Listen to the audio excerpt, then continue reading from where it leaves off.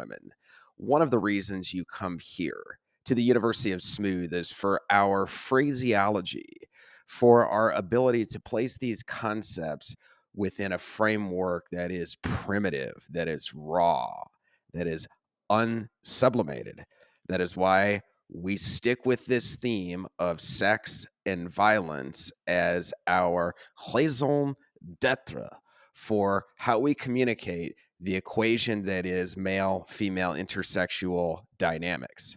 The female version of the law of exchange goes like this. If a woman could obtain a desired good, especially a good that she can obtain from a man, and she doesn't need to have sex to get it, then she won't have sex.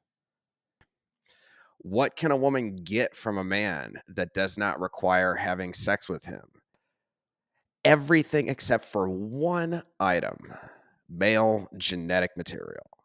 Women will have sex to obtain this particular value from a man. And by the way, if a woman has decided to have sex with you, then she has convinced herself, right or wrong, that your genetic material has value to her. Women don't do that unless they see value in it. So this does have one immediate unsublimated effect that will look obvious to all of you. Looks win. Bigger, stronger, faster, more violent, raw physicality, everything that genetic material is designed to account for in terms of the male body as well as the female body, all of those will win out. Women have an automatic preference in favor of genetic superiority. Now, superiority here in this context only means what's the most adaptable to the environment, which is predominantly physical. We, like every other species on the planet, we have legacy firmware, legacy programming. We are programmed for an environment of physicality. But what are some things that a woman can obtain that she doesn't strictly have to have sex to obtain from a man? She can get his money without having sex with him. She can acquire his status without having sex with him, or she can at least have access to these things and many more that she doesn't strictly have to have sex with a man to acquire. Relationships tend to be an exchange of this type of value. Men and women live in this complex, sublimated world where you cannot simply get everything that you want and never have to give up something you don't want to give up. So all of the interplay in our sublimated world becomes a factor.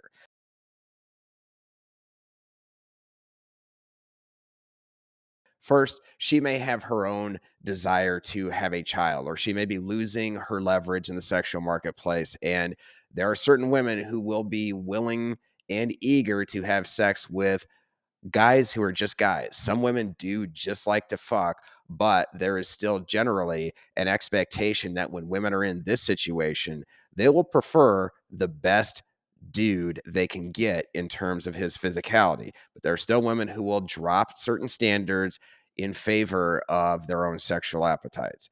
I advise you, if you find women like this, great. If you don't bank on them being around. Don't bank on there being a ton of them. You will come across plenty of them if you are out there in the marketplace doing what you can, especially if you're building your own value. You will find these women.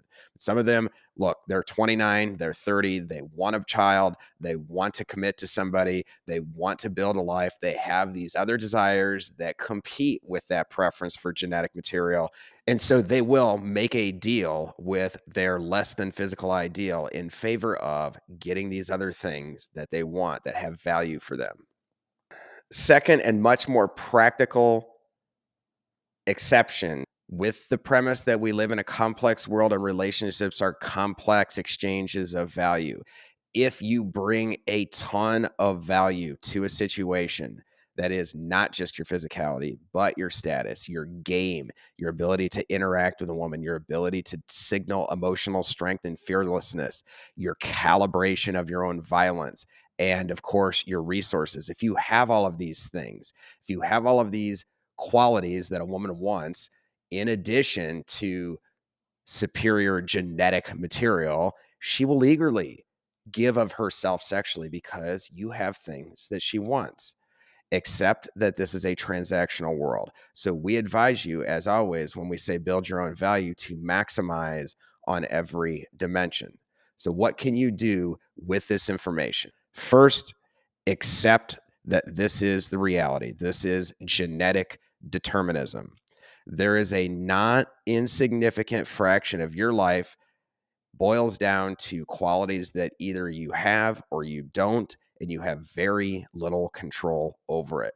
Women may prefer you or not prefer you, and they have very little control over it, but they still have default preferences that are hardwired that they can do nothing about. It's not the end of the world, but if you live in denial of how these genetic components play out in your life, you are going to be in for a world of disappointment.